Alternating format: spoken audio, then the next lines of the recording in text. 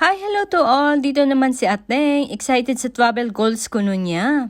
Dito nga pala ako sa Beppu, a city in Oita on the island of Kyushu, Japan. Charot, haba nun. Continue at one of the Japan's famous hot spring resort daw. Yung umuusok na yan is 98 degrees. Huwag nyo daw hawakan dahil mapapasok kayo. Of course naman. Ang laki mong tanga kung hawakan mo yun. Ha. Anyway, and actually, nag-stop lang kami dito sandali dahil madadaanan sa pupuntahan naming relative dito sa Japan. Hindi talaga to tour.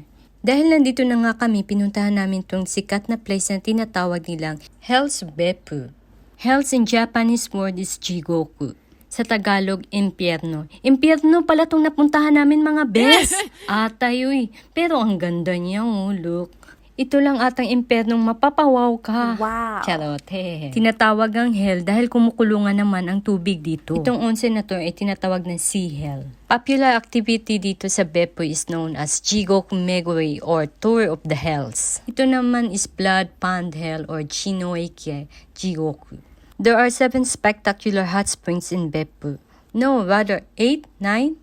Basta marami talagang hot springs dito for viewing rather than bathing. So dahil kunti nga lang yung time namin, di na namin nalibot lahat yung magagandang views. Sayang, gusto sanang puntahan ng anak ko yung Denman Mountain Hell.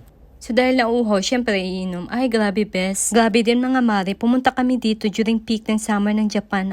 Sobrang init. And I'm not sure kung yung itlog na yan na galing daw sa bukal na tubig doon, baka naman naluto dahil sa init ng panahon ngayon. Grabe. At pupunta naman tayo dito sa kanilang Ashiyu or fruit bath. Di na ako nagbaba dahil ang init nga. So lakad-lakad lang tayo ng konti at pupunta tayo dito sa mini temple nila dito. O ayan nga mga sisi, mare at mga beshies, pulang-pula ang tore. Ang views ng Japan. Japan, sagot sa kahirapan. Charot. At aakyat tayo para maghugas. Oo, maghuhugas daw tayo ng kamay bago haharap sa altar nila. This is called Chozuya or Temizuya, to purify one's mind and body. So mina naghugas, tanggal agad yung stress dye. So dagdagan pa natin ng panalangin para bless. Charot.